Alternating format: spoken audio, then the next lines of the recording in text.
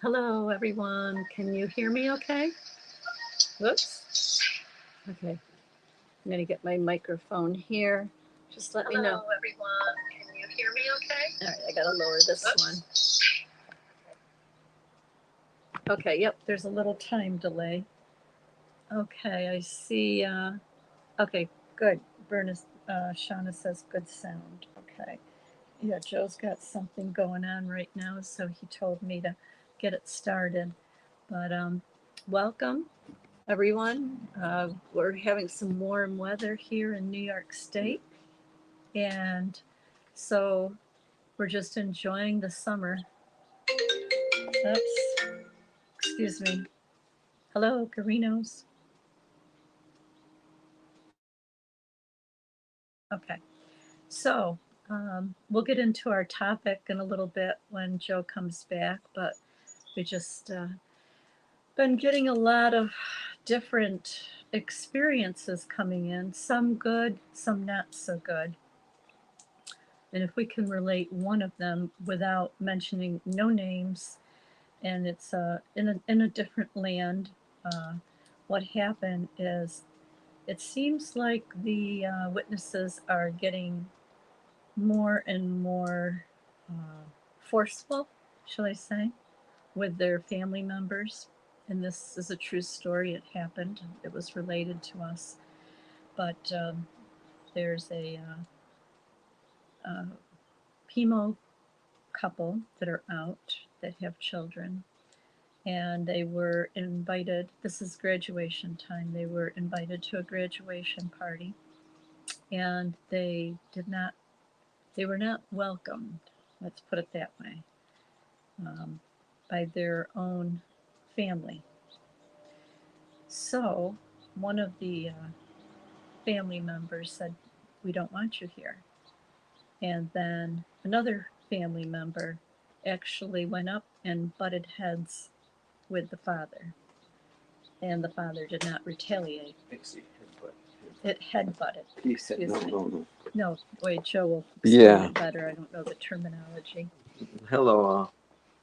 No, I think what Fran was telling you that the um,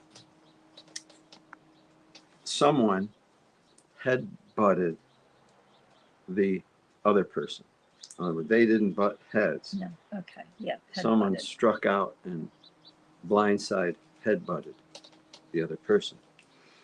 Um, and this is just one of many things that are taking place within the Watchtower organization among the people who are in, and among people who are in some way associated with it.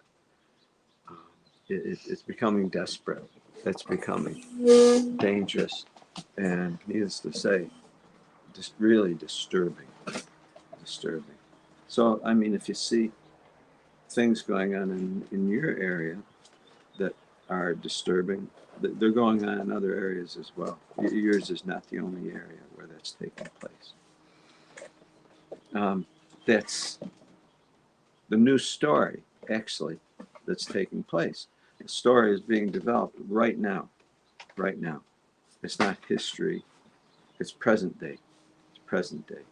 It's not, well, someday, things like that may happen. No, it's happening right now as we speak, and probably will continue until something changes.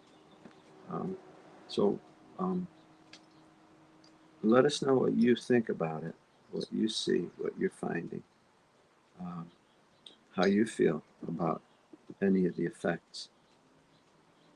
All of this is in response to, initially, it goes back, it all surrounds something that everyone has responded to, and that's the story of the Bible. It's literally a story that was put forth of of creation, story of creation, and it's something that was put forth and has been accepted by many as, let's call it, truth. by many.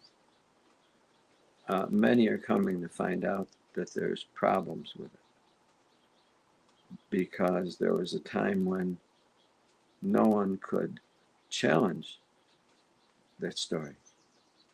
Uh, they didn't have resources. There's a time when maybe many people couldn't do something even called reading. Many people couldn't even read when the story came out. And ones that could read but didn't have access to the Bible. It was banned. They banned the Bible. They did not want people reading it. It was only to be in the hands of those elite who would uh, present it in the way that obviously they wanted it presented. In other words, it's not to be read for your understanding. It's to be read for your compliance. Mm. There's a tool. There's a tool for people to comply and be controlled and directed with. Many people accepted it for that, and that's hopefully it was good for many people. And but now, many people are questioning it because of the effects that the religions have had on people, the religions that have used the Bible, the story. And it's so true. Why do you do what you do? It's because, I heard that such and such and such and such. And it says, oh, where did you get that story? Mm. It's a story. It's what I found out. I was told this. Someone mentioned this to me. I saw this. I read this. That's why I do what I do. Well, you don't have the full story. And until I get the full story, my behavior isn't going to reflect reality. It's just going to reflect what I know of it. And if I don't know the truth of it, well, I'm probably not going to react appropriately. I'm going to react according to what my version of the story or the one I've heard. We've all been at the mercy of that. So that's where we're at. Many, and now especially with the internet. Mm-hmm. All the internet is many people roving about with knowledge, abundant knowledge. Because before they didn't have abundant knowledge. Did not have abundant knowledge. We do have abundant knowledge now. And to say, well, everything's true and it's all there. Now we just have to listen to every bit of it. Well, some say I don't have to listen to any of it. And some say, oh, I only listen to so and so.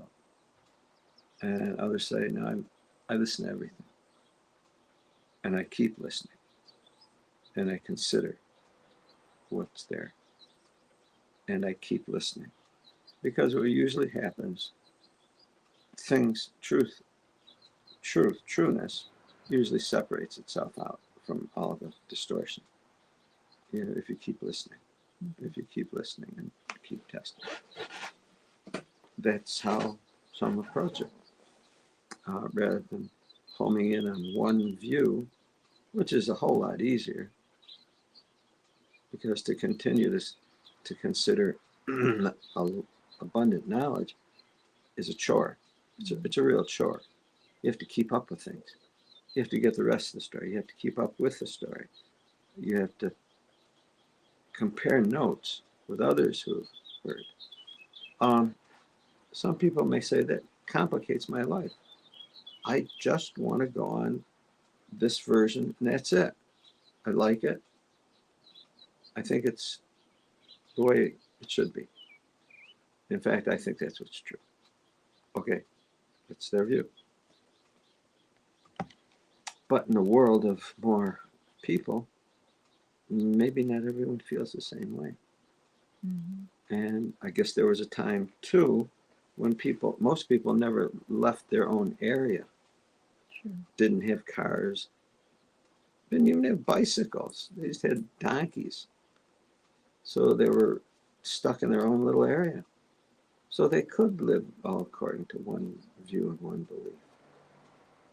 And when an outsider came in, what did people usually find out?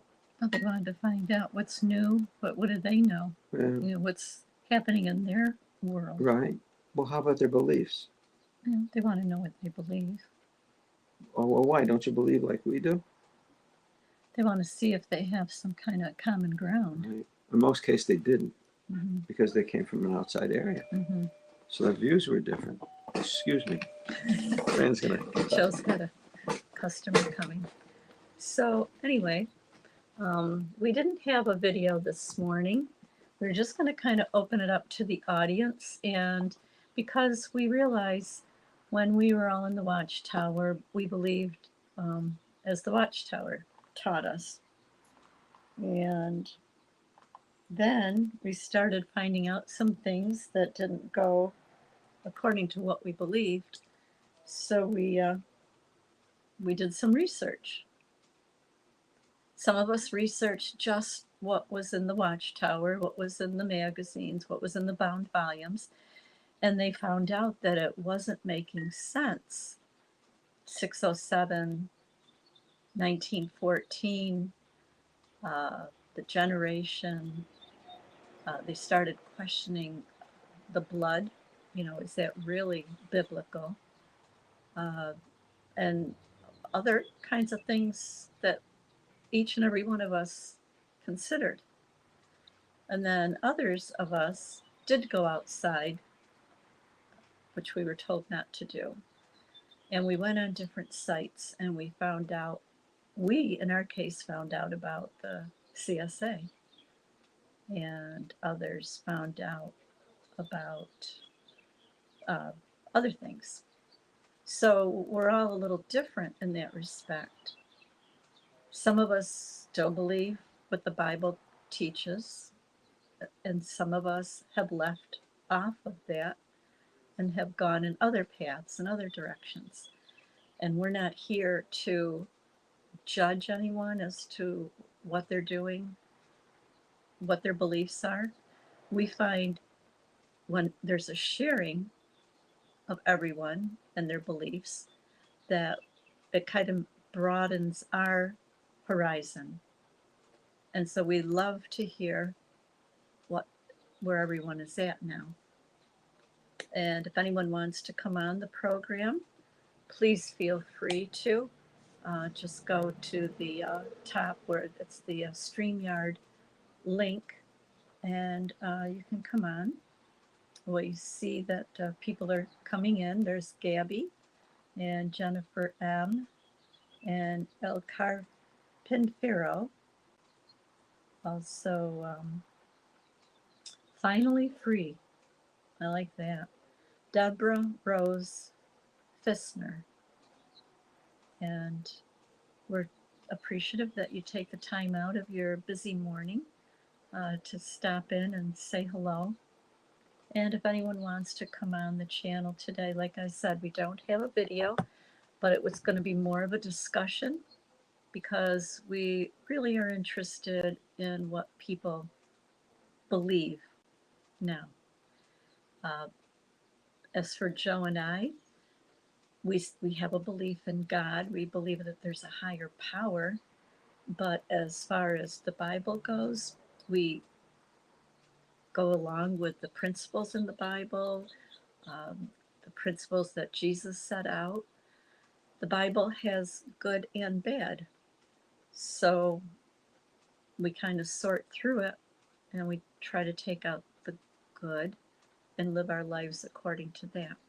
The way we treat people, the way we take care of ourselves, the way we uh, view things. It's a basis, it's a guiding principles that we go according to. So, uh,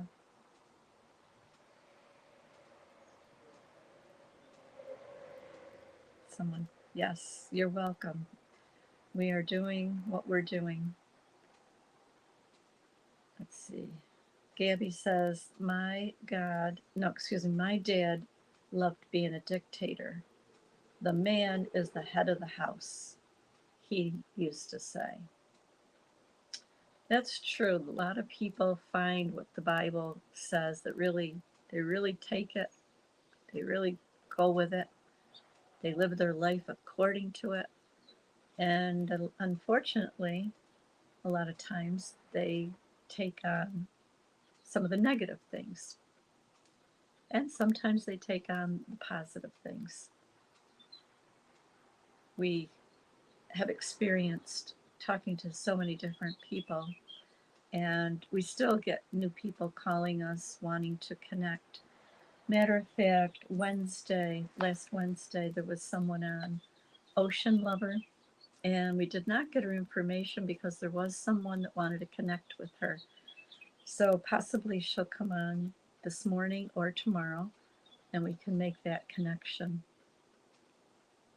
What's beautiful about these connections is that we all have that common thread.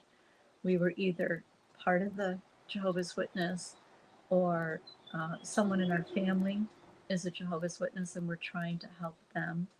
Somewhere there's some connection with Jehovah's Witnesses, but once we leave, we no longer have that connection, or we no longer go to meetings, or we no longer uh, believe the 607, the 1914, the blood doctrine, all the things that were instilled in us, Armageddon, uh, all those fears that they put in as a young age, young children, putting those fears into them about Armageddon.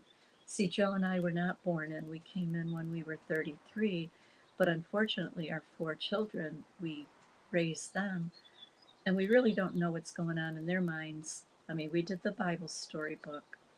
They were there for the dramas, for all the fear. So we really don't know what's in the deep down part of their heart and their brain. Uh, Maybe someday we'll find out. But we know for a fact from all the born ins that we've talked about that that fear, maybe it's been 40 years since they uh, were a child, they still have that fear. Hello, Dinah. Welcome. Hi. I just I know you stopped were in to born say in. hello. I was born in. I feel like I have an echo. It I don't sounds know. Can okay. you hear me okay? Yeah, we can hear you. It sounds okay here. Hmm, Do you have another device on? I do not. Oh, well, Chloe's playing on her tablet, watching her little show. But I wanted to pop in and say hello. We were just talking, me and Wes were just talking about my husband. We're Mm-hmm. just talking about the things that, because I am filled with anxiety a lot Mm-hmm. about a lot of things. And we were talking, I was trying to explain, where this anxiety comes from. And I was like, I just recently, figured out why everything feels like it's, the end of the world. And it's literally because growing up, everything that was dramatic, it was proof that everyone was fixing to die. Right. And just the thought of that, like for a kid, thinking about that, putting that idea into my kid's head, I'm like, wow, that really was messed up. It was Yeah. really messed up to put those kind of thoughts into kids' heads. So it's like, I didn't have a chance to be normal. There was Right. no way. Yeah. So it's like everything, it's like when something happens, I'm like over anxiety, over excited about it. It's like, oh my goodness, like this is it. This is the end. And I'm like, it doesn't have to feel that way. And I'm working on it, and I'm Yeah. getting better. I'm healing, but it's frustrating to feel like so many things came from growing up in that environment. So is that something that triggers you? Is it something on the news, or is it something that you see or smell or taste, or something that brings you back to that time when you were little in that fear? I think that I always with my situation, because so many things hit me at once. Like it just Hmm. got suppressed and suppressed, and I didn't even realize where everything, like I didn't stop to think, okay, why does this frighten me? And the fear that I had about everything, I didn't even realize I was doing it. I didn't realize I had fear. So much fear of Hmm. like Right. everything, and to stop and think of why why do I have that fear? What's going to Mhm. happen? What's the consequence? And then I look at the consequence and I'm like, oh well, that's not so bad. So why am I so stressed out? Right. So that's my daily struggle. Yeah. And I know you had mentioned one particular book was the Young People Ask that you studied. Oh yeah, that image of the girl in the cage, stuck with me forever. And I was like, I feel like that girl in that cage, and I always did feel like that girl in that cage. So I just, when we were talking about it and things came up, and during that meeting, I don't even know what, thinking back, I wasn't listening to I was in my own little bubble, which I did that a lot. I kind of zoned into whatever was on the images on the magazines or whatnot, and I kind of made my own stories up. Some of Mm, those images, though, are pretty bad. So if you're in your own imagination about these images, you create your own monsters. yeah. So how have you found, what things kind of help you? Obviously, talking with your husband, that was one thing. I think Is just talking about it in general, and journaling, I do Mhm. believe that's a powerful thing. I never get to do that, Good, good. but I think talking about it and thinking it out and making myself think about it, Hmm. of why we're okay, where this anxiety comes from, what and why, and how can we work on that. I just have so much of it. It's going to take time. It is, but you're doing so well because basically it's been less than a year that you actually woke up. I mean, you Oh, yeah. were But I awake. actually realized I was in a cult. I heard Yeah, my husband would say stuff like that, and I'll be like, no, it's not really like that. It's not really like a yeah, cult. They're all good people. I just right. had a bad experience. It was just me, and I would say that all the time. And when I spoke to my aunt, who was shunned at the age of 18, and she had to, and horrible things. We reconnected for about 6 months or so, and then we kind of fell off because she said that I was still, underneath it, and that, because of what my upbringing was, it made me not a good person, I guess, Hmm. kind of is how she said it, and she Hmm. cut ties with me altogether as well. So that was hard because I had just reconnected to her. She was labeled as an apostate, Hmm. from the age of 18. And they said horrible things about her, and I was never able to speak to her, because they wouldn't give me contact information even after I was raped. I was like, let me just go to my aunt's house, like let me go get some out perspective, let me go breathe somewhere, Right. and they wouldn't do it. Wow. Sorry, I'm still very emotional about a lot. That's o that's okay. Take your time, take a deep breath, and while you're catching your breath, I just wanna point out, that, uh, S Scopilot, I'm not sure if I'm saying that right, Stowpilot, said for me it was the Orange Paradise Lost book. Yeah, that goes way back. Um, and Jennifer M says, the book of Bible stories. I flipped through most meetings. I had so many nightmares. Again, I say I personally can't relate to that, but I wonder how my children and how they what they think of that. And we hear so many like you, Dinah, that were raised and had so many traumatic experiences in your life. Um, and I think you're doing so well. But like you said, those moments sometimes just overtake you. But you recenter yourself and you realize that, that you're not that bad person that they told you that you were or that you are. They want to make you feel like you're the bad person, like you're the problem. Because if they make you feel bad, then it takes the spotlight off of them. Yep, they did a real number on me for sure. I I got know. hit by a lot, but I'm still standing and I'm still breathing. I don't know for how long and how often, but Well, you just keep I'm it. here It's today, and That's it. I do my day-to-day thing and just wake up the next morning and look back and say, well, I did a good job. So, That's right. That's right. You take you know, one day at a time. Some people take 1 minute at a time. It's not even a day. They can't even see themselves going through the day. They have to do 1 minute at a time. I was there, and I think I have arrived to one day at a time. So, yay for me. Yes.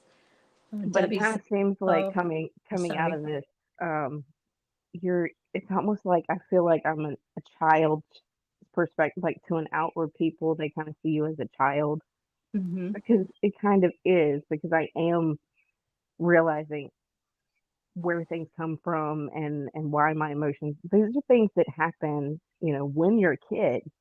Yes. So I'm having to do that as an adult, and it looks weird to the outside world. So talking to people that kind of get it, that helps. That's why when y'all did the Wednesday show, everybody's like, "This is like the best therapy ever," because it really is. Because Well, yes, it is. it's a unique experiences that only the people that have had those experiences also get. Yeah. Yes, it's so true. Oh, by the way, this morning Joe and I watched Panda. I don't know if you caught it yet. He just put it out, and it's an interview with a CSA victim in Pennsylvania. It was herself, her sister, and another uh, person. And it took many, many years to convict this person, but this person is now in jail behind bars, one of the ones that they caught in Pennsylvania. And I forgot her name. I was going to remember her name. But anyway, if you go to the Panda uh, video, Panda station, that you will see that interview, and he just did it. Yeah, It's I'll have to look at that. Yeah, I'm behind on my videos. yeah. Well, us too. With you're busy, and it's summertime, and we're not sitting inside as much. But Yeah, we did catch that this morning. Jocelyn is her name, and now she's like 31. But what happened to her was when she was a young girl, and of course, the person denied it, and the watchtower didn't go any further with it. But thankfully, it was reported eventually to the authorities, and they followed up on it. And then when Josh Shapiro was governor, he further followed up on it, and they opened up the case again because the case had been closed. But I'm not going to give all the details. But if you go to watch Panda when you get a chance, it's yeah, excellent. You. I'll definitely do that. Yeah, The I thing. actually I reached out to legal about my situation, but they said that um, there was so much family involved in the decision making, they would consider it a family matter in court. So I would have to sue my family for it to be realized publicly, and I just can't do that. I mean, they're Yeah, in, and I would really rather them not be in a cult. And if I can yeah, try to figure out how to get them out of the cult, I would prefer to do that and not sue them. So that's what I'm yeah, trying to do. yeah. Good. Everybody's working it out their own way. For those in the audience, this isn't, Dinah just came on. It wasn't a scheduled interview. So if anyone else wants to come in, we'd love to have you. And thank you for coming in, Dinah. I know that when you first started making your own, you've got your own channel, and we started watching it. And you didn't even like looking at yourself in the mirror. Tell us a little bit about that. It was it was really hard to do because I didn't I never appreciated anything that I thought of and what my words were because they were always told to shut down. So I never actually wanted to see myself because every time myself came forward, I was told to shut it down. So I'm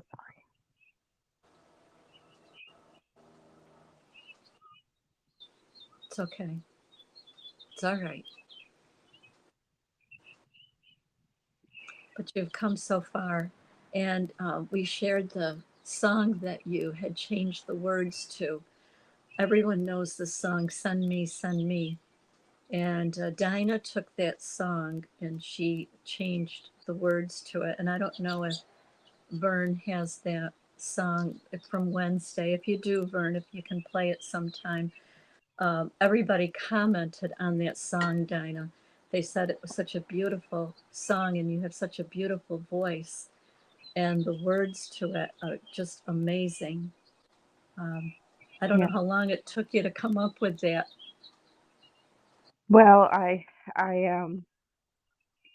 already had some of it because I have some songs and some poems written down because I never when I spoke, I didn't feel like I could express what I felt out of what I was saying.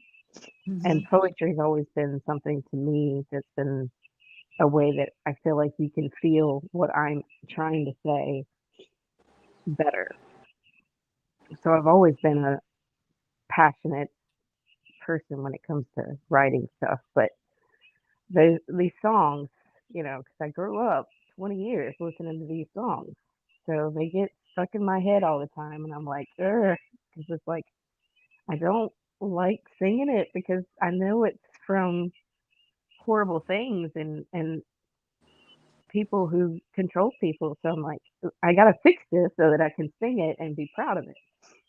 Well, let's listen to it, and maybe you can talk a little bit about how what was going on in your mind when you were coming up with the words. Sure.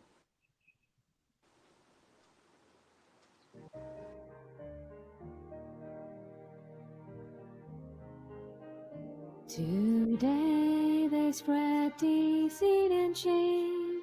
In many ways they play the blame. Some show false hope, some paint a lie.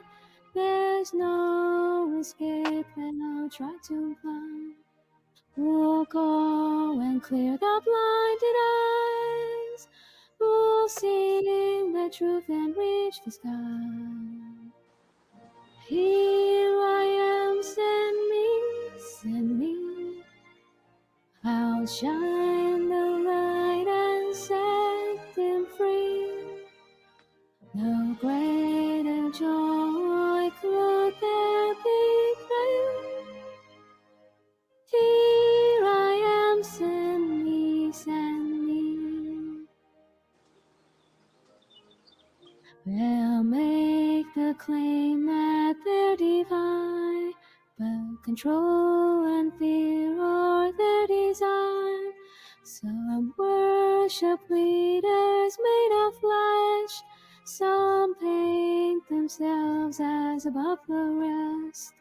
Who tell the captive words in stone? Who won of manipulation's gold? Oh, here I am, send me. I'll sound the alarm and set them free. No greater joy could there be. Here I am, send me, send me. Today the free ones rise and stand, because the truth will be their guide and hand. With open hearts they seek to find the freedom that brings peace of mind. Who go with hope to those confined, who help them break the chains of mind. Oh, here I am, send me. I'll lead them out all patiently. No greater joy could there be, friends. Here I am, send me, send me.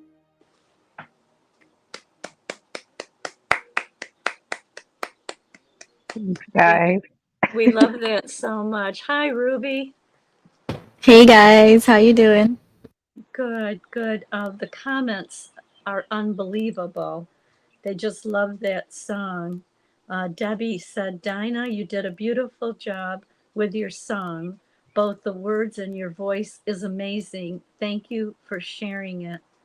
And Alora says, getting chills again. Uh, so let's see. It's a I beautiful can't listen song. to it without crying. So I'm like, No, I feel that is, happy about being able to sing something I'm proud of, but even just listening to it now, I'm like all tearing up because it's it's it's a real thing to realize that you came from a cult, and it's crazy.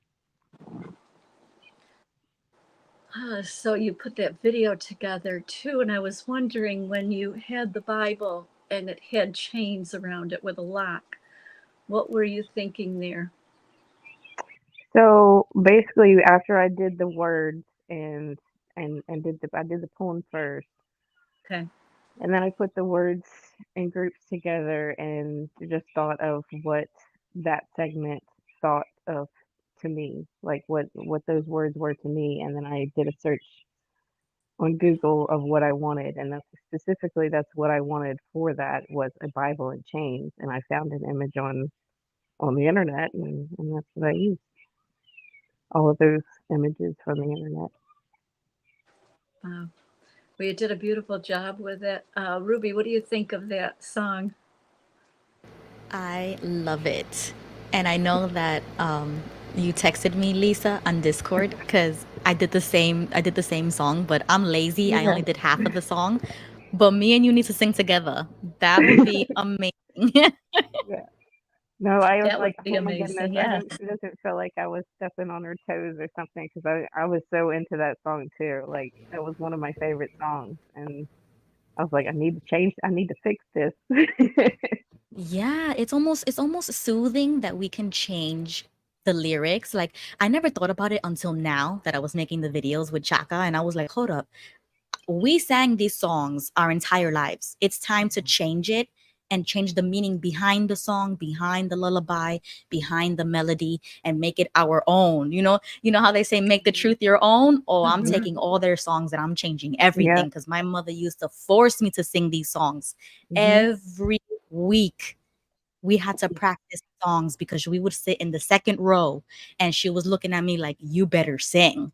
And I Yeah. was You like, got elbowed. I got hit. If my mouth was not moving, I got physically I got physically hit. It was like you better sing right yeah, now, or you're gonna get a yep. spanking when we get out of this Kingdom Hall. I'm like, okay. Yep. And then you would get the death stare to comment. So, you know what? Mhm. I'm thinking, you know what? All my childhood, I was forced to comment, forced to sing. But you know what? Now I'm going to do it willingly and I'm going to do Yeah. it against them because she trained me so well how to do it that now I'm doing it and it's like backfiring on them because now I'm making videos about it. I'm changing the lyrics and we're totally spinning this to attack Mhm. them now. I used to not have anything to say. Like I couldn't comment. I couldn't form comments of my own. I was that person that read word for word. I would find the paragraph that literally it was like 4 sentences long. So you had a question to that 4 sentence paragraph. So it's one out of the 4 sentences. It was hard to get wrong. So I would find the shortest paragraph that had a question and I would underline that and that would be my plan. If I didn't get called on that question though, I was in trouble. I sometimes I had a backup, but usually I would just take the rap for not commenting at the meeting. You need to study more. And now it's like but now I have something to say. I have a lot to say and I have a lot to comment on. And I have the confidence to do it because I know what I'm talking about. You can't tell me my life didn't happen. Right. And you're not doing it alone because you're doing it with all of us having the same experience, validating each other, saying that what you went through is right. Like it's right. It happened, because without the community, you're thinking, I'm the only one who's going through this. I'm the only one who's, being shunned or whatever. And it's like, no, you have all of us to lean on and validate each other. You know what happened last night? Last night, Jerron B from Mhm. from YouTube. He texted me and we had a phone call and we were talking for like 40 minutes. 40 minutes and it was like 2 a.m. for me because we were just talking about just like literally everything. And it's that validation that helps us because I'm like, you see, this guy is 10 almost 10 years older than me and he lives all the way in Hawaii, but we're going through the exact same thing and we're Yeah. talking about the same things. And then I come on Beautiful. here and I see all of you guys and I'm like, it's you have to tell yourself, yes, it happens. Yes, we're all going through it, but we're here together, moving forward. And that is healing. And that's why I Ruby, that, put all those pictures in the last at the end of it, yeah. because everyone on YouTube, I know I couldn't get everybody. With there's a lot of YouTube channels, and I wish I could have put. I put this together in a very little amount of time. These two kids drive me crazy, and I'm moving, and You my did mind drives me amazing. crazy. So I it's like love I'm that. like when I'm looking back, I was like the mouse is moving all on the screen, and it's not professional at any by any standards. I didn't notice the mouse moving, to be honest with you. Oh, really? No, That's the first thing I noticed, and I was like, "Nope, I'm not changing it. I can't. I don't have time." no, that was beautiful. It was beautiful. Ruby mentioned about validation, and Dinah, you were talking about if it's basically it wasn't in your heart when you were at the Kingdom Hall. Those Yeah. words were not in your heart. Mm-mm. And Joe and I had a business. Um, it was a natural food business, and there came a point when I could not sell something that I didn't believe in. I don't care. I don't care how much money we could make on it. I could not sell it. So basically, that's what you're saying, Dinah. You could not say those words because they're not your words. They were the governing body's words. They were the organization's words. But Yeah. now you're putting it. You're put them. They're your words. They're your feelings.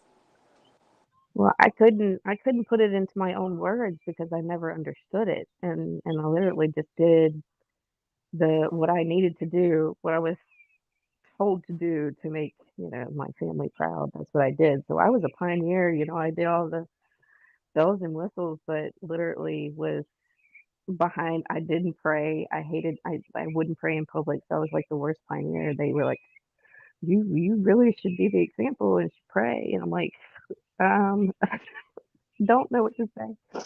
Yeah. And then I didn't have Bible studies, so they really got on to me about that. And I was pioneering because I didn't know how to study with somebody with the Bible because I didn't understand it myself. Right. And then when I went to pioneer school, I was like, oh, good, we're gonna get answers, because they said that if you had questions to take them to Pioneer School, they would answer your questions. So we got to this point, and it was about the Great Tribulation, right? And I had to ask the question, and I don't even remember what the question was because I regretted it the second I asked it. So I asked the question at Pioneer School, and we spent 3 hours, and it was about the Great Tribulation. It's 3 hours on this question. At the end of this excruciating commenting period on everybody looking at me because I asked the question. Um, it was they couldn't get me to understand it. I couldn't understand it, and they said, well, at the end of this 3 hour discussion that was all focused around me, my worst nightmare, everybody looking at me. Um, they said, well, you need to do some more personal study and reflective prayer. And I was like, okay, thanks. Jeez. Wow. So yeah, I didn't understand it. I couldn't wrap my head around everything that had happened to me and what I was preaching as that's the explanation. Just for the audience, I know the theme was supposed to be who wrote the Bible, and we were going to talk about the Bible, but that really doesn't matter. We got in a different uh, angle, and we got to. Sorry. No, it's not your fault because I'm the one who was trying to ad lib while Joe was working with the Well, I customers. saw that a little bit, and I was like, I was like, let me go help a girl out. I have a few Thank minutes. I was you. taking a break in between Uh, packing and stuff, and I was like, I need to sit down and take a break anyways. So I was like, I let can me get always on. I count. always I always can open my big mouth and start a No, conversation. you don't have a big mouth. You got a beautiful mouth, and you've got beautiful words and a beautiful song and beautiful poetry. And I can always count on Dinah and Ruby helping me out. We stick together, we help each other out. And also, Ruby, what you were saying too about changing the words because we were forced to sing those songs and we had that program and we do try to bring it back about the apostate paradise. We're living in an apostate paradise right now. And so we take whatever songs are in our head and we change the words so that we can identify with it now. And we'll continue doing that. So if anyone else has any more songs, please come on and share them because it's therapy. It really is really good therapy. My next one's going to be from house to house because I hear Oh that they're boy. not going to be doing that anymore, right? That's right. That's what they said. So now we got to switch that song up because we That's were right. we were told to sing from house to house, from door to door. How about from meetup to meetup and from uh, chat to chat? Because this is what we do, right? To spread the really good news. To work on that. Yeah. Yeah. Come up with it. It'll be a good one. Yeah, I was kind of like I didn't know if I can use the melody in the background of the song for like copyright or whatever, but if we could use the melody, oh, Yeah, Well, this, that's what I asked. I sent it to Joe and Fran first. I said, I really want to share this, but I don't know if I can. And you gave it to, you sent it to Shauna, right? yes, I asked Shauna, and Shauna said it was okay to use it. So far, we haven't gotten in trouble. They haven't taken it okay. off my channel yet, anyways. Good. Yeah. Yeah, we can definitely do that on Discord too. We could do like a little voice chat and we can collaborate on lyrics and use the melodies. Because I was just singing it, like a cappella. Like I didn't want to use no background music or whatever, and I was just singing it with the melody in my head. Like I was trying to get there. No, I need music. I need music to record. Like I have to put two different devices and one having the music in my ear and then the other device recording, because that's the only way I can get it to record and match up or whatever.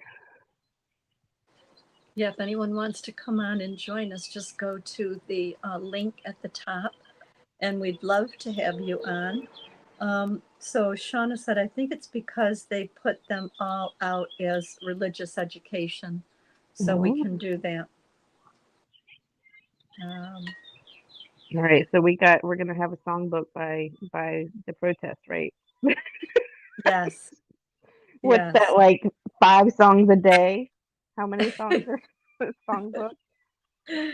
Yes. I actually went to go look for the song. I was like, did we really have this many songs? Yeah. And I was just like going through and I was like, oh my goodness, I know that melody. Oh my goodness, everything was just coming back. I was like, that's crazy. That was perfect. That was perfect. Just want to give a shout out to some of the folks that are in the comments. We have Gabby and Jennifer M. and El Carpintero. I'm not sure if I'm saying that right. Sorry if I messed it up. And finally, Free Deborah Rose Fistner. And we have Devin. Hi, Devin. So glad you're with us. Of course, Ruby and Adrienne. Hi, Adrienne. Adrienne's listening. And we have Go Pilot and Leopold the second, Debbie Moore. Debbie was going through a lot of physical pain. She called up the other day and she was in tears. She was crying. And she says, I'm on the way. An ambulance is coming. I can't take the pain anymore. So the ambulance came and picked her up, and she did go to the hospital. She did call me yesterday, and she's doing much better. She was actually laughing, so that makes me feel better when someone is laughing. But she's doing much better, and when she called me, she was worried about everybody else. She said, just tell everybody I can't text or call them right now because I'm in so much pain. And so she was concerned about others. Um, Want to keep Celeste in our thoughts and prayers. She's going through a lot of pain. She's dealing with cancer. Today, I believe she's on her way to Arizona for some different treatment. So please keep Celeste in your thoughts. There's a lot of friends that are going through so much now. Has anybody looked into cortisol in cults, like high control groups, cortisol levels? I was looking into researching that only because all the medical issues that I have been hearing about, that it's not, not just mental issues, anxiety and whatnot. There's lots of people with lots of medical issues. I haven't gotten a chance myself, but I was going to go get cortisone levels checked because I was reading articles about if you're in a narcissist, if you were raised with a narcissistic parent, if you're in a high control group, if you were a slave or imprisoned or whatnot, it could cause increased levels of this and whatnot. It causes your pain levels to be higher, like you have less tolerance and pain. So you're in a lot of pain, have inflammation, which causes pain also. It's just a lot of stuff that I've been trying to research, but with my limited, I have Yeah. like a million things on my plate that I want to look into, and I just haven't. That's a good point. I'm glad you Mm-hmm. brought that up because we were listening to something very similar, and I wrote down some things, and I don't know what I did with it, but yeah, anybody that's dealing with any kind of issues, to have your cortisol checked. There was a whole. I got to see if I can find it, but yeah, do check into that because a lot of the hormone levels get disrupted, and sometimes it can be fixed. Oh, here it is. Okay. It was a doctor, and it's called brain energy. They said have your serotonin checked, your cortisol, and your vitamin D. Um, Yeah, my there, D is always low. I've had low vitamin D for a while. yes, yeah. There's and if anyone's having constant infections, if they have diabetes too, if they have any mental problems, to have those things checked because the body doesn't just work on one area, um, unless, of course, like you have a broken arm or something. But usually the brain, the heart, everything is kind of intertwined. So it causes these problems. It's interesting. This doctor mentioned it takes 13 days to get over trauma before it goes to mental disorder. And it could be someone who's going through severe grief, a brain disorder, and basically, when we're alive, we're making energy. And when we die at death, we stop making energy. I just thought that that was so interesting. But that 13 days, they said if you can get through 13 days, um, if you can get over that trauma, if not, it could go to the brain. And that's when you have more problems. Mm-hmm. So they're saying, get these things checked, get some therapy, have a physical. Joe and I have a physical every year, and it's basically to have our blood levels checked because it will show up whether you're low in anything. Even going to the doctor gave me anxiety because I was always worried they were going to call me crazy and put me in. No. Lisa, that's what they did to me because when I finally checked myself in to the hospital for mental health, Mm-hmm. I was afraid that they were gonna do the same thing because when they started asking me about my family history, I'm like, oh damn, like the hereditary issues of my family is what's gonna be labeled on me, even though I know that the only reason why I'm going through with this is because of the shunning. But you don't want to say that out loud because I don't know how the secular world is going to like Right. receive that. So Mm-hmm. I'm like, yes, my family has a lot of mental health Right. issues. And they told me, so maybe it's that. And I'm like, well, I think so. Like, I think that's what triggered it because it could be silent. You know what I mean? Like, I probably never dealt with this until now that something's happened and it, like it triggered and it turned on the mental illness or, like I'm just trying to make stuff up. And he's like, well, I mean, something happened. So we cannot like hide that.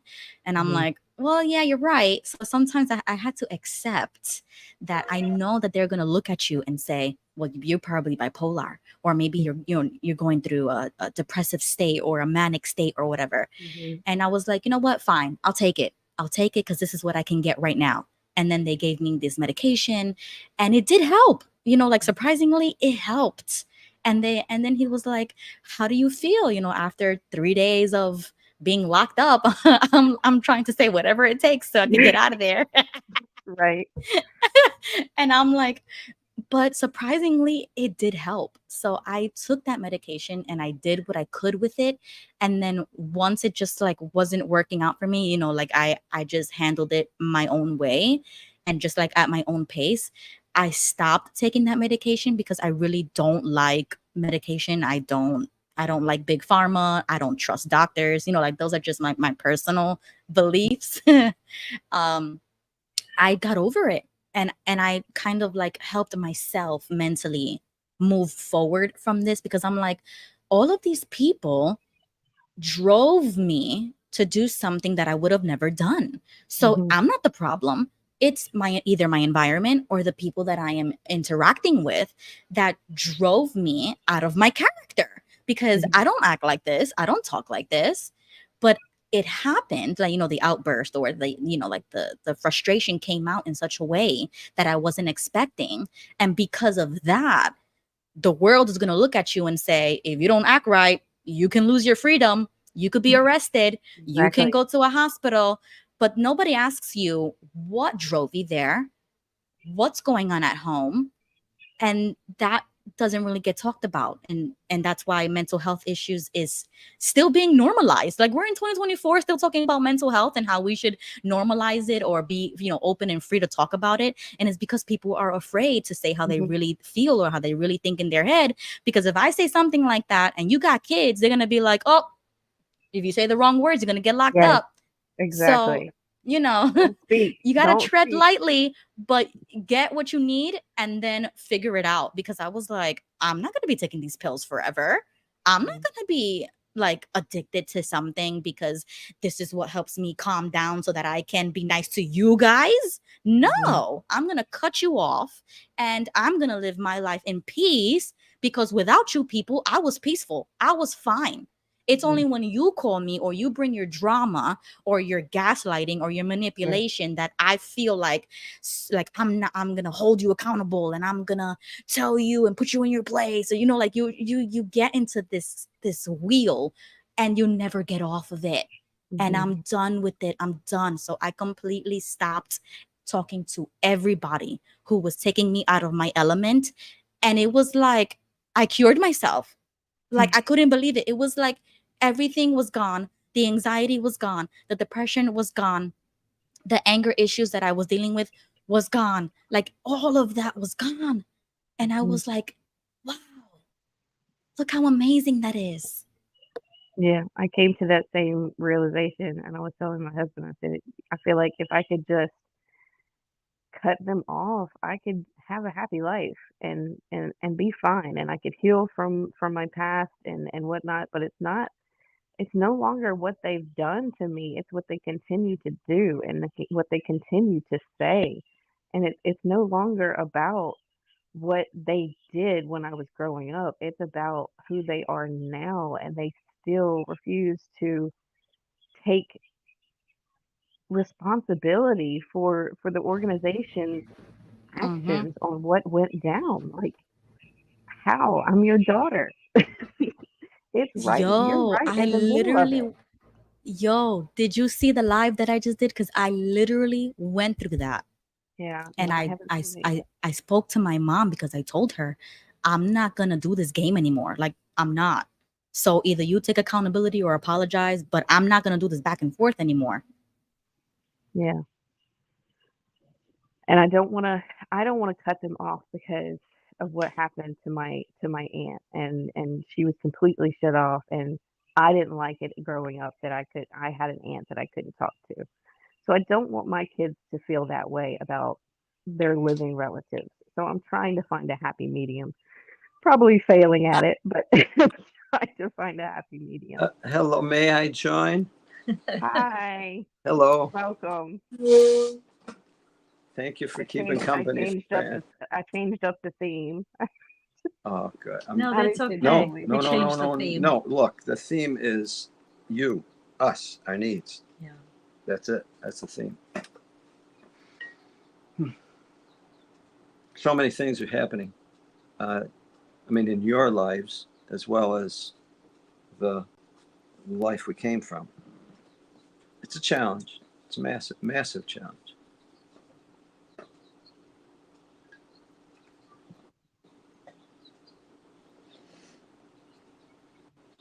Pasta Babe said, put my glasses in. It can be very dangerous if one stops their psych meds. Yeah, I don't think Ruby was suggesting that anyone stop their psych Oh, Yes, meds, yes, let me right? clarify. If it yes, works for you, yes. definitely keep taking your medication. But I think that my experience this is just my experience. This just is my opinion, that even though the medication did help, I just didn't want to be a slave to this pill, because Mhm. I couldn't like keep my emotions or have self control, because they want to make you feel as if because what you did, now you got to take this pill. You So can't do it by yourself. You can't do it right, by as if I yourself. So can't you've do it got to by have a pill. myself or do it without medication. There's probably other ways of managing your anger or managing your feelings. And that's why I felt like I don't want to take this pill just to act a certain way, or like to put myself dim my personality because other people can't handle it, or they Yeah. perceive me as a threat because I'm aggressive, but I'm literally just doing what I do here, you know, That's like that's telling the exactly truth what and I being said. myself. Right. So that's why I felt like in my circumstance, I don't think I need a pill to keep me quiet or to keep me, you know, hushed up, because they don't want to take accountability about what I'm Well, trying to say. well, think about this too, in regards to what you're saying. It's easy to be ill around people that are toxic, but we need healthy people to be healthy around them. And so it's our, it's our environment that's going to help us, or it's going to hurt us. And it's only reasonable that you'd want to do what you did. But we need the support of people that are going to, you know, be supportive. You know, we were having this conversation yesterday. We have a friend that stops in, and he was actually Joe's return visit. His name is Richard. And Richard was in the Vietnam War, so he's just a few years older than us. And he has PTSD. He was in this one operation, there were 6 men. Six. You can tell the story because he was telling it Group to of you. 6 went into an environment that he didn't think they should be going into, but they were ordered into it. Well, 3 of them came back. He was one of them, and he got shot up. And so it was Very traumatic. a bad for him. situation. Matter of fact, he said he was laying there all day. Yeah. He just he couldn't move. Yeah, he was injured. He was injured. But so now he even said that he tries to control his emotions. I don't know if he's on medication. Maybe not. Maybe not. But he purposely tries to control his emotions. And he had a situation that happened to him the other day. It was like one bad after another bad thing. It was just a bad day. But he came here and he related it. And he related it. I said, well, keep talking, brother. Keep talking. Just keep sharing. So sometimes we just need that other person to share it with. And we're not poo-pooing medication. Some people need their medication. You'll know. Yeah. Look, you'll know if it's really helpful, and others around you will know if it's really. That's what I was going to say. It's like that's why it's important to discuss this with your healthcare professionals and therapists, because only you and them know what's going on in your life, know what's going on with your hormone levels, with what's going on in your blood work. No one else can tell you what you need and don't need. Only you can do that with your personal work with your physicians and therapists. And I know you're going to include those who are close with you as well. I know. Yes, that. Of course. Yeah, I know that. Yeah, no, it goes without saying, but it's helpful because if, let's say, you lived alone and you were the only one that thought, you knew, well, it may not be, really accurate, but we just need the benefit of those who care about us and who are, around us. So people ask me, so Joe, how are you doing? I said, you know what? Don't ask me, ask Fran. You'll get a better assessment of that. That's true. That is a true statement. Yeah. I mean, I had bad experiences with medication, but you see, I was given antidepressants at the age of 13 because I had spoken about my trauma and I wasn't smiling at the Kingdom Hall. So I got fed medicine after medicine after medicine, but never addressed what was going on, what the issue was. That's right. So later in life, which I don't take medicines now, but I do herbs.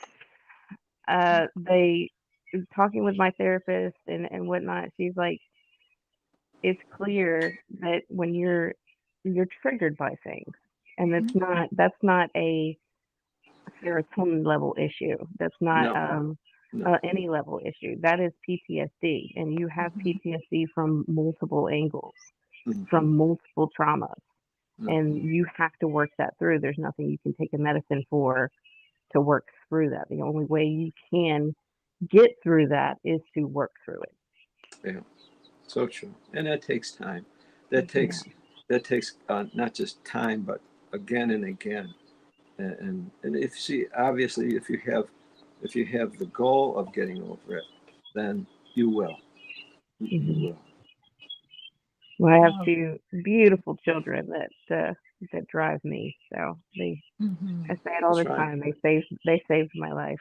that's That's right. right. You have beautiful children and They showed me wonderful husband. unconditional love, and they saved my life. That's And right. Me too. obviously you're giving them their life. Hmm. I hope. Oh, I'm Yes, you sure you are. are. You I'm are. sure you are, I Dinah. can I'm not positively perfect, say though. you are. I'm You don't. not, Well, why did you say that? Why did you say that? You don't because have. it's Don't like say. No, you it's shouldn't even always say that it's word always Wait a perfect. been minute. you have to strive for No, perfection, Dinah, No, and don't no, even so no. that say was that not word That's that. perfect. that's a watchtower Ooh, term. ooh, that's It an is. ouchy It word. is. It Yes, is. that's a That's an watchtower. ouchie. That's an ouchie word. It's On 100%. tomorrow's program, Dinah, that kind of goes in with tomorrow's program because we're going to be talking about the words that we tell ourselves, Hmm. the power of words. You know? And we can either tell ourselves words that are strong or words that make us feel weak. And so we want to say the words that make us strong. And that perfect, that's a watchtower term. There's no Oh, perfection. that they Yeah, did such. They weaponized it. They weaponized they that word. did. They Hmm. really did weaponize that word, and Mm-hmm. we could easily use that as a weapon against ourselves.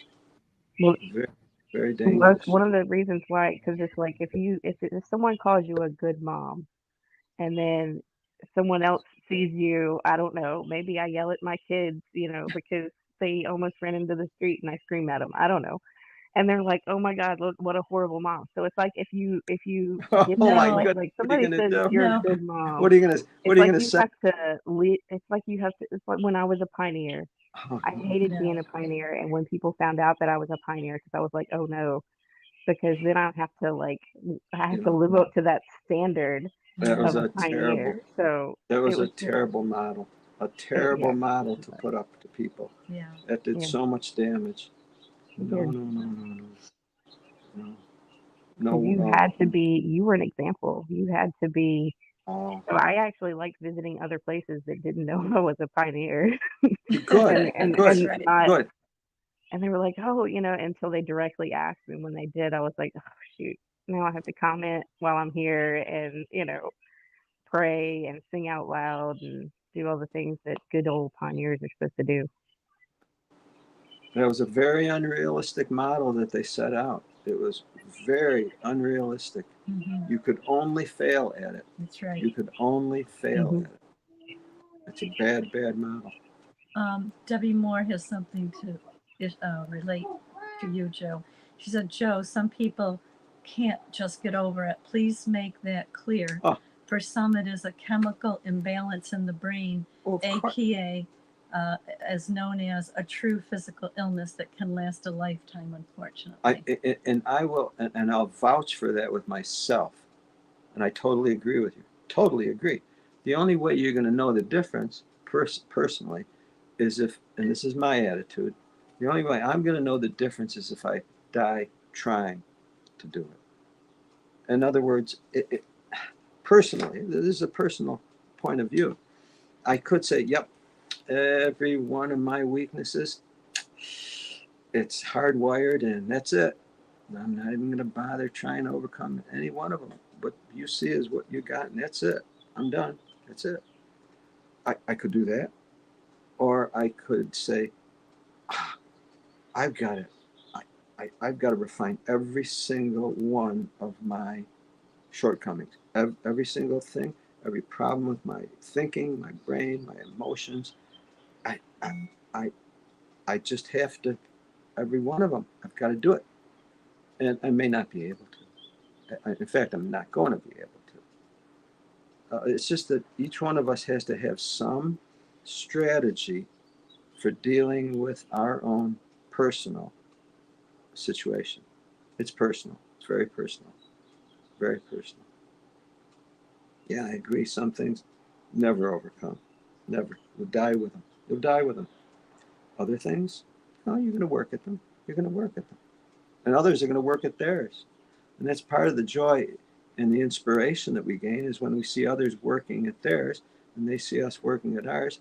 And neither of us is requiring perfection of the other. We're not. We're not requiring perfection. We just appreciate each other trying. Mhm. I do. I appreciate others. Yeah, I do too. Yeah, please, if you have any thoughts on that, please come on in Appreciate and you. share. And Debbie, you know, I acknowledge what you're saying. I totally agree with you. I agree with you. It is very important because Yes, there are people that need psychiatric medication, and I think that's where she just wants to reinforce, because some people do get off medications that should not get off medications. And that's where I tried to reiterate that Hello. it has to be something that you talk with your healthcare providers and therapists before getting off any medication. absolutely. And you would not just want to stop it completely. Someone made a comment that, if you are going to ease off of it, do it with the help of your healthcare provider. Um, yeah, it says, And, and if you don't feel safe with your healthcare provider, you don't think that they're gearing you in the right direction, get another one, get that's another right. opinion, Yes, and try to lean, if you have family, try to lean on them and help them, let yes, them know what you're doing so that they can, look out for you. yes. Yeah, Right. And I think that is also important to highlight that if if you did have, that pre-existing, trauma or like mental health issue, that's one thing. In my experience, I felt like this was only caused by an outside influence. And mm, therefore, if I can eliminate that, I'm fine, because I never had these issues before. I never had mental health issues before. And it was only until something happened, which I didn't know at the time. But now I identify that as that was me not being a witness anymore. And right. then their attack was what made me feel like, what's wrong with me? Is something wrong with me? And then that's what made me second guess myself. But then I'm like, oh, no, no, no, no. I never had these issues before. It's you guys who are like forcing me to think and gaslight myself as if I'm a bad person. And mentally that messes you up, Mhm. So you have to unwind and like deprogram their perception of you. And that's the only way that I could do it in my personal experience. Right. Yes, thank We're all you. snowflakes, so we all have different imprints, so if something's going to work with one person may not be That's a right. good idea at all for another person. It could be completely opposite. We all have our Hey, own design, and that's everything will work differently with each of us. yes. Hey, let's welcome Alora. Hi. Hi. Hi, everybody. I just wanted to hop on real quick. I'm at work, so I have to jump off soon. But I wanted to share an experience. I dated a really nice person. He was bipolar, and but he was taking his medication. Everything. We lived together for almost a year. He had some back problems, and his back doctor took him off his medication. And I didn't know this. And he actually had a break. Um, he had a lot of psychotic breakdowns. I didn't know what was going on.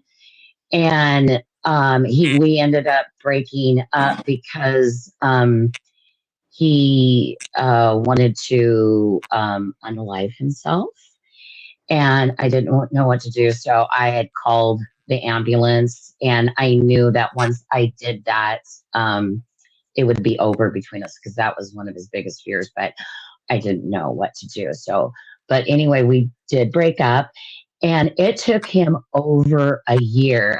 I was still in contact with his mom, and so just letting everybody know, even a change of medication Mhm. can um, can kick in something. And so exactly what Joe said, that it's important that everybody in the household, your friends, family, know of any medication like weaning off or change in medication. The people in your life should know about that, because he did not know he was not able to say what was going on, but we could. So that's just what I So wanted. I wanted Laura, to say. Mhm. Laura, you didn't know that he was on the meds? Oh no, I knew he was on Oh, you knew. his medication. Oh, Yes, I did. When I met him, he was on his medication. Everything was great for for a year. He took them. I never had to remind him to take his medication. It was, I was like, I was very clueless about, mental health at the time because, yeah. and especially, the bipolar disorder. But his back doctor had changed his medication without consulting his psychiatrist Oh, or other doctor. oh, So had put him on something else, and that did not oh, work. And yeah, so he ended up going to New York. We live in Washington State. He went to New York.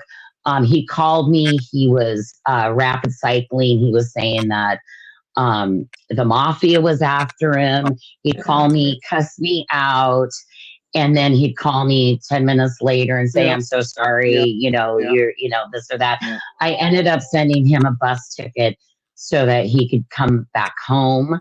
Yeah. And we still didn't get back together, but he ended up going to a friend's house. But anyway, it took him over a year to get back Right. on track. So he's doing really well right now. I like I said, I talked to his mom and everything. This was several years ago, but he's doing really good. That's why So. we had this conversation yesterday about someone, one of the family members needs to go and visit a psychiatrist.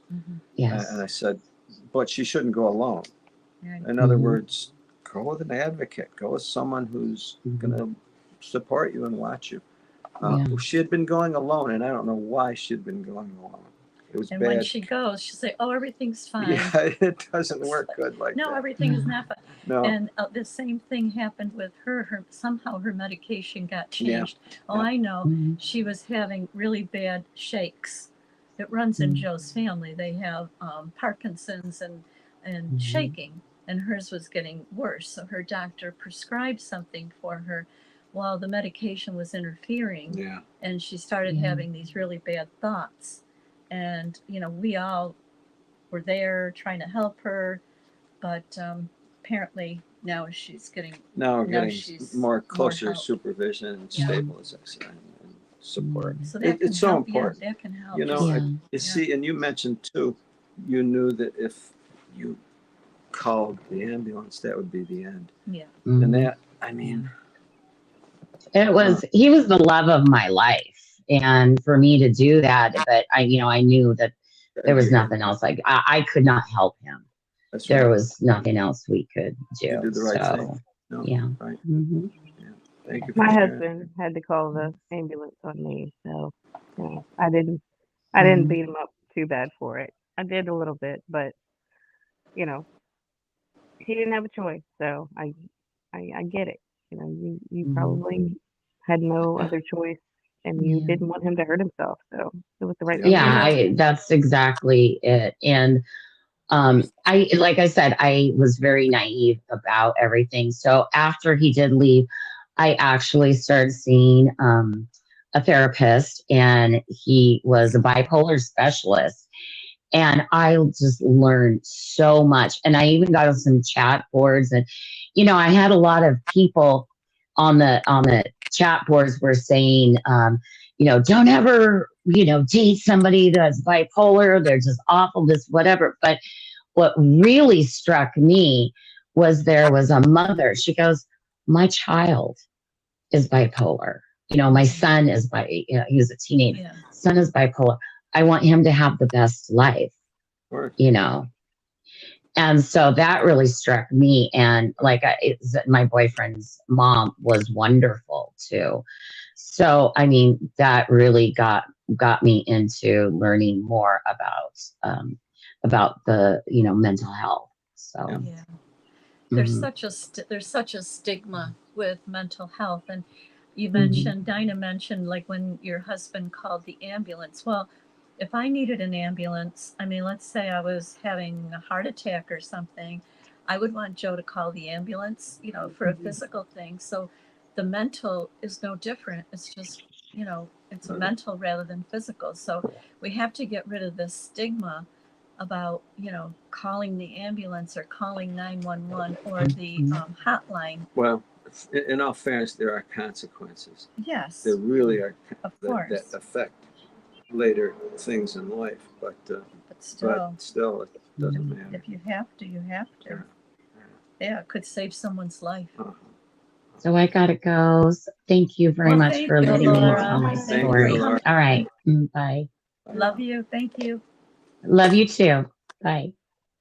No, I had a couple bad reactions to medications to where they had the reverse effect that I was not um, trying to end my life. I was not in that state until I started taking some of these medications, and they put me in that state, Right. which is a side effect. Like That's what I've there are heard side so effects many of times. that if you're under the age of 23, you could have the reverse reaction, which I did on Wow. a couple of them, and the last one that I had a reaction to, I called the psychiatrist and I said, I'm not feeling so good. I think I'm gonna need to stop this. This is not I'm not feeling good. And she um didn't respond. And I ended up stopping it, and later, like 2 weeks later, someone answered the phone and they said, "Oh, well, she went to Indonesia for 2 months." And I'm like, okay. Yeah. And that was the last, and I was like, okay, well, that's not working. But at least from then they knew, okay, I couldn't take that. But my thing is they never checked any levels. Like if you're putting people on Yeah. a serotonin boosting medication, to me, I think the first thing you should do is to check those levels so you're not double dosing people with something that they like. If you get your blood drawn and your vitamin D is normal, there's no reason why you would be on a prescription vitamin D. But there are people that are on prescription vitamin D, Mm. and their medication, their blood work is going up because they're taking too much. Mm. And it's just like if you don't put everything in line, that's why it's important not to trust yourself for one. You have to have a group, your family, your healthcare providers. In my case, I was been giving stuff that they didn't look at everything. Right. So I kind of got which messed up all kinds of things because I was on medication for things I didn't need to be on medication for, and it was just like it was kind of a band-aid that let's just put that in there, put that in there. And when you put a medication in your body, you have to think about it as they are the pill and everyone is a glass of clear liquid. But you could be water, you could be vinegar, you could be oil, but they don't know that until you take it. So every time you take a medication you have not taken, you are your own petri dish, and the way it responds is is what their feedback. You're their That's practice right. because everybody's got a different liquid and they don't know what it is until you That's take it. right. Yeah. That's so true.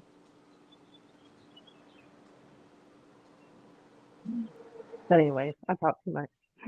No, you don't. No, You're no, not talking no. too much. Honestly, the more quickly that we discuss our situation with others, the quicker we can all come to understanding things more. It really, it's so important. That's where the insight comes in. Yeah, I told my husband about the reasoning book a couple of years ago, and he was like, "That sounds like a book of excuses."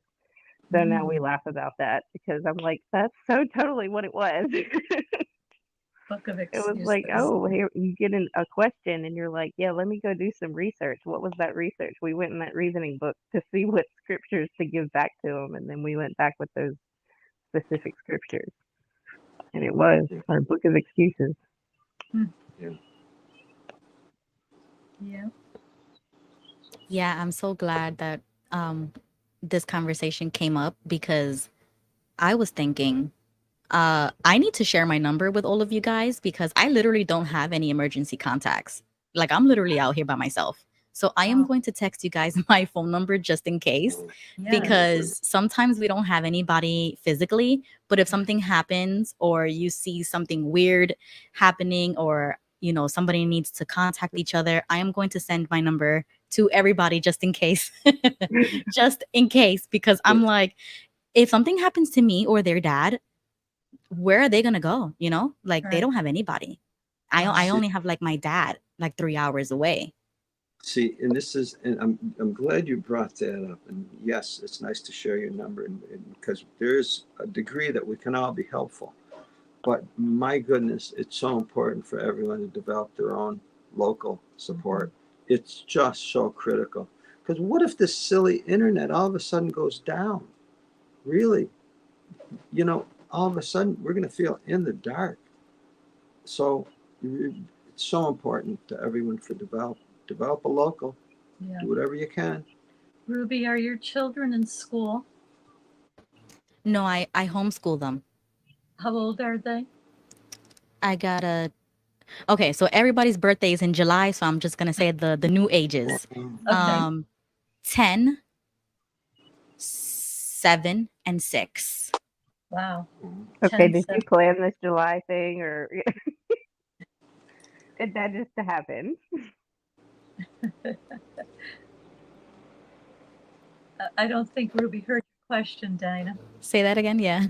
Oh, I was saying, did you plan the July thing or did that just happen? It Them all just being born in happened. July, it just happened. Yep, it literally just happened, and they are and they all have like a week. They're all like a week apart. and Wow. then the last one is like at the end of July. So that was it July became like a birthday bash, like a birthday month. Everybody's in the month of Wow. July. Wow.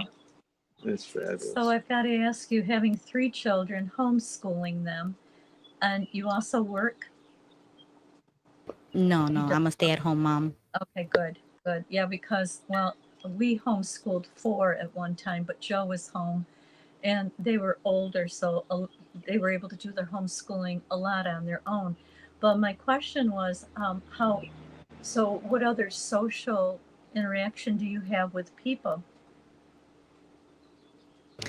That's the thing. I am forcing myself to at least go to this church. This church community is where I feel more comfortable.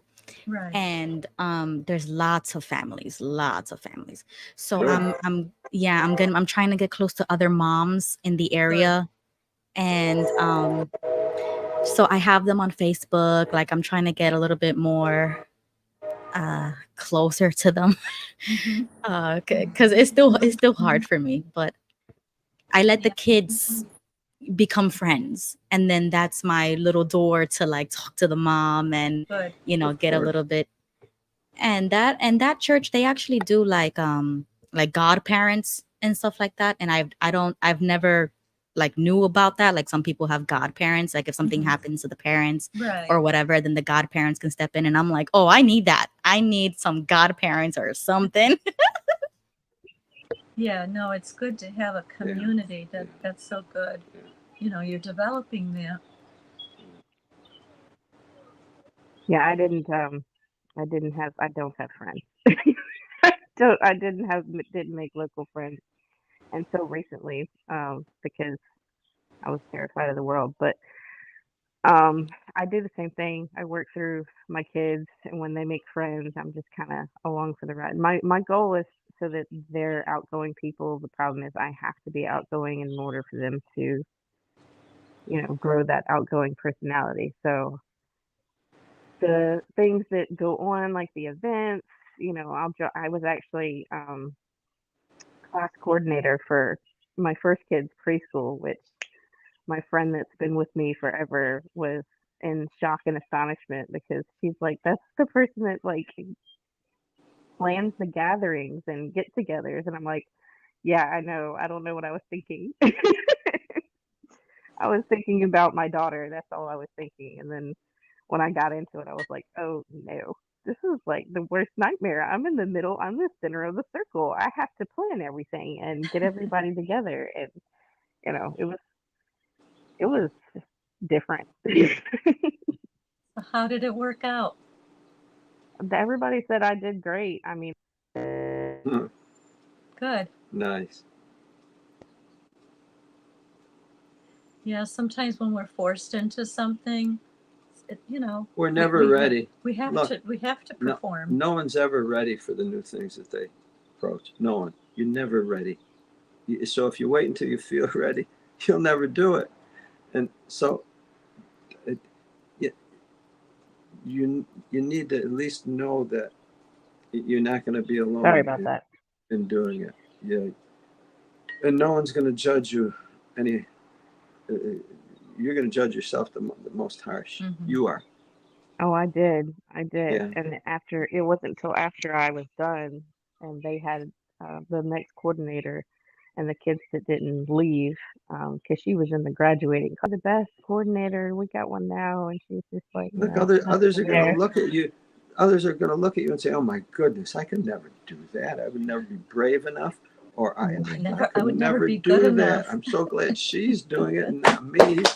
And that's the way I looked at everybody else. Well, of It's like, course. oh my goodness, how can they do that? That's so much. That's right. That's Because right. I've never given myself the opportunity to That's it. excel at things for me. I've always It's a gift. excelled at things for others, It's a but gift. when it came to Gift. myself, it was like, no, Oh, I'm it's the not good new enough. story. I'm That's never right. gonna be good enough to do that. But you did.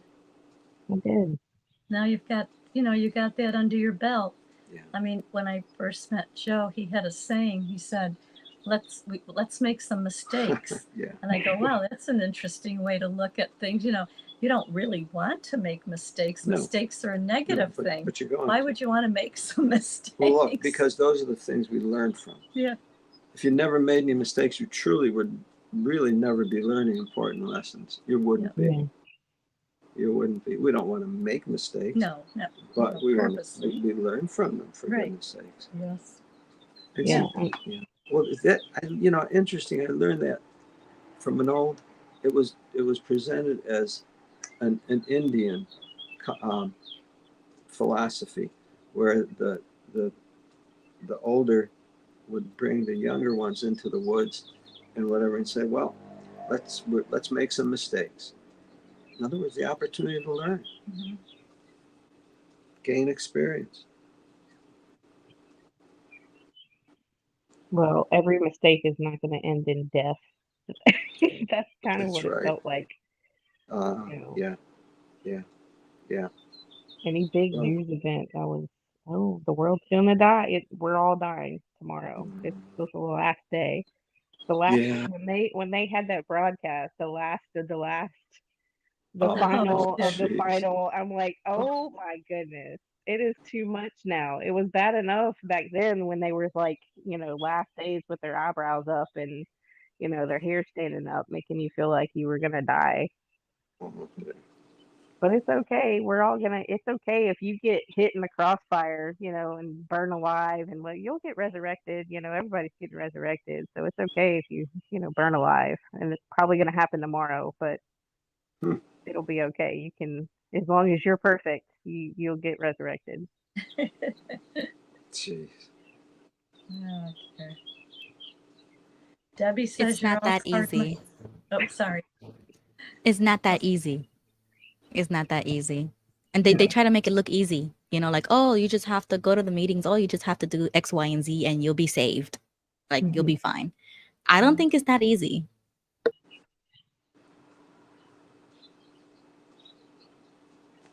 That's pretty clear. That's true. It's true. But see, that's the trap, the snare of, oh, I think this is easy pickings. It's easy pickings. I'll do this and it'll be easy for me. Phew. I wanted to avoid all the other effort that it was going to take of growing and learning and making mistakes. Mm-hmm. Now I can just let someone tell me what to do and I'll get a great prize. Yeah. Mm-hmm. It's like, oh my goodness. That's a snare. That's a snare. It also makes living in chaos hard to do because they outline literally every moment of your day with, oh, this is, you need to be doing this, you need to be doing, Yeah, fit it's in you your don't think. personal prayer, you need to fit in your personal study, you need to be reading the Bible every, if you're not reading the magazines or the brochures or the books and the videos, then you should be reading the Bible because, See, that's called hijacking. That's yeah. called hijacking your airplane. See, Hmm. it's your airplane. You're the pilot. Well, where are you going to fly? Well, where you want to fly because it's your airplane and you're the pilot. Well, they come along and they hijack you. They hijack us. Why? Well, either by fear or by some fabulous bribe, Hmm. some fabulous price. Well, I'll give you this if we can take over your plane. And then, oh, you can have things far beyond what you ever could imagine. Or, as they say, fear. And what it boils down to is we're our own. We're sovereign. And I mean, the thing you want to just keep in mind, this extends deep. You're the one that controls what goes into your mouth for eating. Mhm. You. You don't let someone tell you what you should eat. Maybe you'll accept suggestions, but you're the one that says it's me, it's mine. I know what it's like, and I'm the one that chooses. Well, it's the same. Same goes true for everything else with your life. Everything.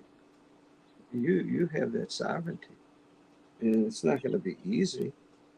And if someone tricks you into accepting something that's easy, well, they're deceiving you. It's Hmm. deception and control and manipulation and exploitation. They want to use you. They want a slave. Congratulations, you accepted slavery. Mhm. And that's the lesson. That's the lesson that we've all learned. They were looking for slaves. We gave them a slave. I gave, well, heck, I gave them my family for slaves. I'm ashamed to say. Excuse me. That's what this fellowship that ones are to me is the most resistant, the most resistant. They're the ones that you know got caught struggling. Mhm. Which Yep. we're human. We naturally resist. We're not meant to be in cages, real That- or imaginary. That's right. We're supposed to Yep. use our brain. We're supposed to explore our minds. It's not. We're not meant to be controlled. We all have free spirit, but most of the time, You know what I was Yeah. thinking of doing? I was thinking of maybe one of these days doing a live stream of calling Bethel, because I need to talk to somebody about my publishing cards Mm. and about the shenanigans my mother be doing and saying. So I was thinking I should call Bethel and we should all listen in like a yeah, three-way phone call. We should listen in, and because that's another thing. These Bethelites, they're not helpful. Like no, back in the day, you used to call and they should be, oh, hi, sister so and so. Yes, let's help you. Let's find your congregation. Let's find somebody who you can talk to. Like so helpful. And now they're like, oh, go to the website. Oh, go to your go local to the Kingdom Hall. website. Go to Yeah. the website. That is all they can say now. Is go to the website. Yeah. Yeah. So I'm like, you know what? One of these days I'm gonna call Bethel and I'm gonna demand my cards. I'm gonna demand that somebody needs to help me because I'm a lost sheep and I need some help. And I'm gonna Yeah, force them to do the I work. really want to see what they say. What he said. That's a good point.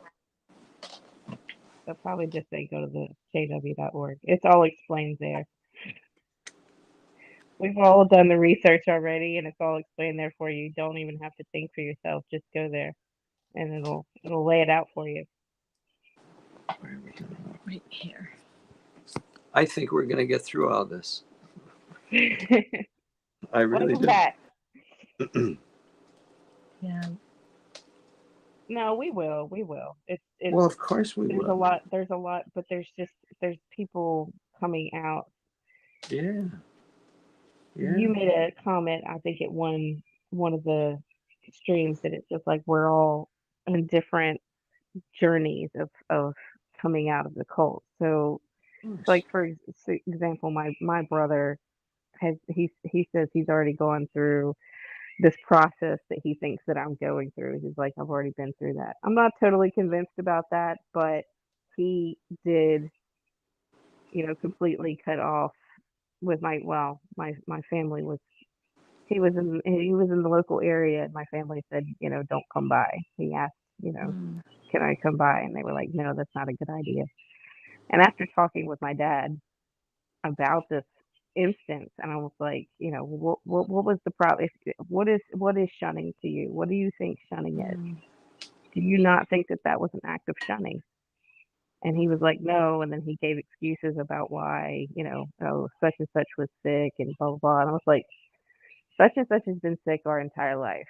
And that's not, that's never stopped them from being around other people that they are welcome. So that can't be the excuse. And if that was the case, then why didn't you say, well, why don't I meet you somewhere and have lunch? Hmm. Mm-hmm. But Hmm. no, it wasn't like that. It was the intent that you did not want to see your son. Mm. So, and that was a while back, a couple of years ago. So he's just indifferent, I guess you would say. That's what it is? Indifferent. Yeah, he's indifferent to the situation, and I'm barreling into it full force because I'm like, you know, there's people coming out every day You know, Mm-hmm. that True. I they don't, need the community. They need a community to fall back It, on. I They don't need care to if it's, realize. I don't care if it's within that organization or in the rest of society. It's no different.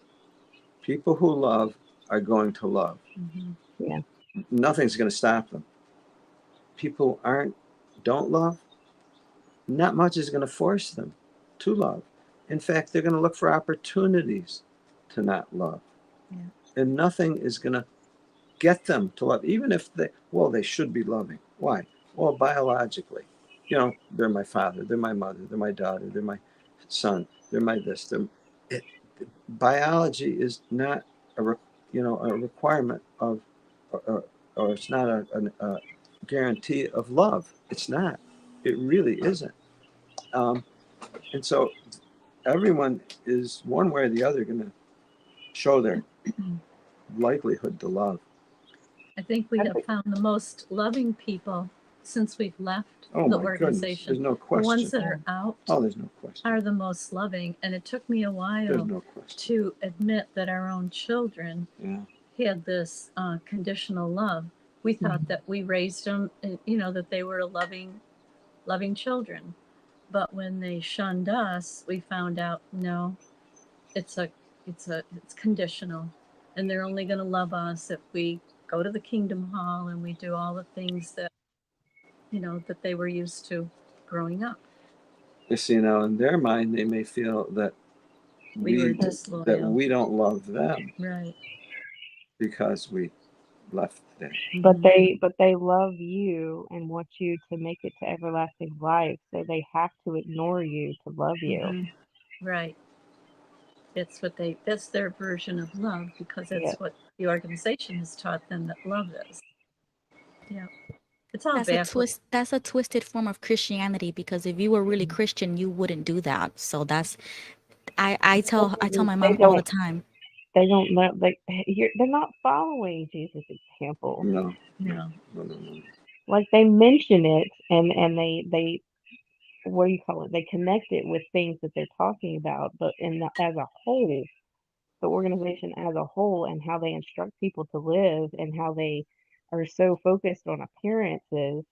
Right. And I didn't realize how focused on appearances they are until I was out of it.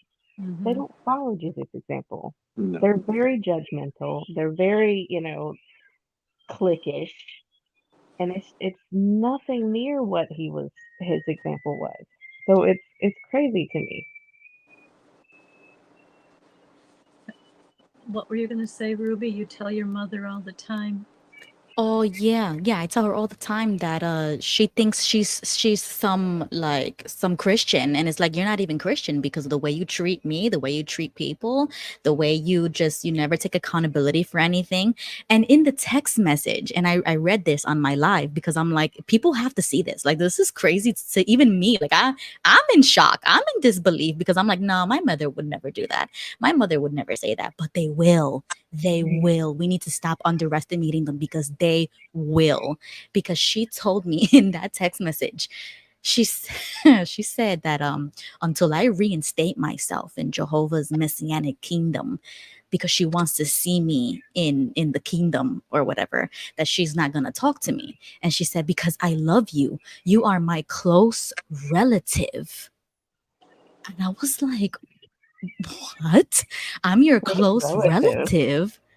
Wait, was your mom? Yes. And That's I'm like, how you refer to me as your close relative? I am the only daughter you have. I'm the only Wow. child that these Yeah. two people have. And you're going to refer to me as I'm a close relative? Uh, and then she and then Big. she and then she I mean, refers to my kids, her grandchildren, as your little ones. Oh, And my I'm Oh, like, goodness. my little ones? oh, Wow. So it's worse than I thought because you completely disassociated your position, your title, your role in the family. Like the family doesn't even exist. Like Yep. you're a mother, you're not a mother, but you're a mother. You're a grandmother in title, in name only, but you don't do the responsibilities that come with it. You're not the role model, you're not the mother figure. You're completely disassociated yourself, but you actually said that to me. Like I got proof of it. You know what I mean? Like I got the oh, text message to be like, this is how Jehovah's Witnesses you know, act? Yes, they No, do. something's Yeah. wrong you here. know, you something's know, wrong. we say we have to understand that. There's no understanding of that. Yes. It's totally unacceptable. But the reality is, you got to accept it. And I told someone, I'm through having to accept and to understand things that are either toxic or unreasonable. But I have to accept them. I have to accept because if I don't accept them, I'm only going to be in more turmoil myself. I feel Yeah. like it's easier to accept now that Yeah. we've had these text message conversations, and my friend was like, "This is so weird that you're talking about this kind of stuff over text message." And I said, "You don't understand. This is the most amazing thing to catch a narcissist and have proof of the things that they Yeah. say, and Yeah. to catch the Jehovah's Witness mentality and the proof. Because when you go back, well, at least when I was a kid, and I would question something that had been, I didn't say that. I didn't say Yeah. that at all. How Yeah. dare you? You How wonder. dare you You, insinuate that I you know, said something like that?" you wonder just to what degree their minds are disconnected from their behavior. You really, and I guess we're actually finding out. We're finding out. It takes away their sense of presence, their sense of self, like you said, self accountability, and owning up. It, it's like they have every right not to accept responsibility. Oof. Wow. You know, someone mentioned earlier, like this is like therapy. Oh, it And is. when Joe and I would be in certain car groups, not every car group, but certain ones where you could talk openly and frank, one of the sisters said, "This is therapy for me."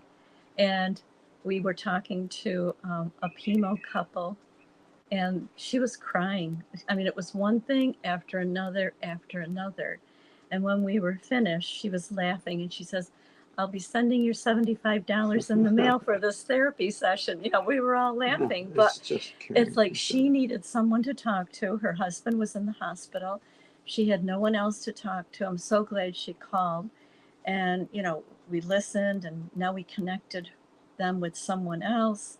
And we need that. So this is therapy. and and not just therapy, but it's also our support group. Yes. I mean, I told Fran when we first came out, and when we first connected with Ken Ken Mayo. Mayo, we didn't know anyone who was out. Never, called none. him, and Because he because put he his put his phone phone number. number out there. It's He like, was a complete stranger. yeah. And we just left our number. We said, Yeah. we just recently left. Our 4 children are in. And he called us immediately. And he would call us almost every day, if not every day, every other day. How are you doing? What's happening? Have you heard anything from your children? This is when we Still first does. came out. And now he still calls. Still does. So we took that example, and that was our only support. And then he connected us with Celeste and One other someone person. else. And then we connected them And with at that somebody. point, I said, you know what? We need a directory of all of us. We need to know how to connect with every one of us that's out there. So that was our goal. My goal. It's like at some point to compile a directory Here it is. of people This is the beginning of of us. It's a directory. Well, we started out with 2. We Yep. must have over Oh, yeah, over 300 300 now. at least. I don't know. I lost track. And it's because my attitude was, we need each other. We need to know. They were doing everything they can to divide us, everything to divide people who could care for each other. And I said, no way that's going to happen. We're going to do Well, everything. they said that everything was to lead back to Jehovah's organization. They didn't have you rely on each other. It was Right. everything was rely on Jehovah's Yeah, organization. I said enough So of we that. didn't, we were a community, but only by the lead of the A organization. very controlled, Yeah. very controlled community. No, And it was a see, very judgmental community course at that. A community that you could easily lose at the snap of a finger. of course. Like Ruby said to say goodbye. She's got to go. She says, have a great day. I got to run, but I'll be in the chat. I loved today's stream. I'm also on Discord. Yay. Thank you, Ruby. It was Yeah. nice talking, Ruby. Yeah, thank you for coming on, Dinah, and helping me out while Joe was with a customer. Yes, we do. Oh yeah. Oh yeah. Not a problem. I was like, I have time. I can get on. Yay. Oh, I'll go talk. Thank I you. didn't intend on stealing the show though. That's not. No, you did not. Never my steal intent. the show. Don't be ridiculous. You did not steal the show. Don't say that. That sounds like Everyone, I've you're I've never wanted to be the center of any attention, but You're not. You're not. Don't We worry all are. about it. We're all in this together. no, the attention is what we all give to each other. yeah. That's And right. you do, and I appreciate that, Diana. And that's part of why I say, why I try to share. I haven't done videos mostly because I just don't have the time to, because I really wanted to do a video on school, public school as Jehovah's Witness, because I got some stories there. But yeah, I just don't have time usually to. Yeah, it's okay. At some point. You will. But I know that there are other people suffering, and I feel, because no one listened to me when I was crying out and saying, "Hey, this isn't right, and we need to not do this to this little person." So I speak out so that maybe other people will have the courage to leave and to know that they're not alone. Your voice is needed. Your voice is needed, Dinah. Your voice is needed. All of our voices, everyone that's brave and comes out and speaks, and even if you're not brave and don't want to come out and speak about your story, you don't have to, but you can still just hang in the background and just listen to everyone else's story, and we get yours. You don't have to share it, but you can listen to ours and know that you're not alone. That's right. That's right. And just another plug for tomorrow night's program. It's going to be on the power of words. Yep. So we hope you all come back 7 o'clock Eastern Standard Time. Yeah. Tomorrow night. Yeah. So bring some poetry. Yes, bring some more poetry. Bring I whatever love your you got. poetry, please. Whatever words you got. Yes, those are good words. Yeah. Beautiful. Do. Thank you all for coming on. Love you. Have a great rest of the day. Yeah. Hug the Bye, kid. everyone. Thank you for the comments, the kind comments. Bye. Bye. You're welcome. Bye. Love you.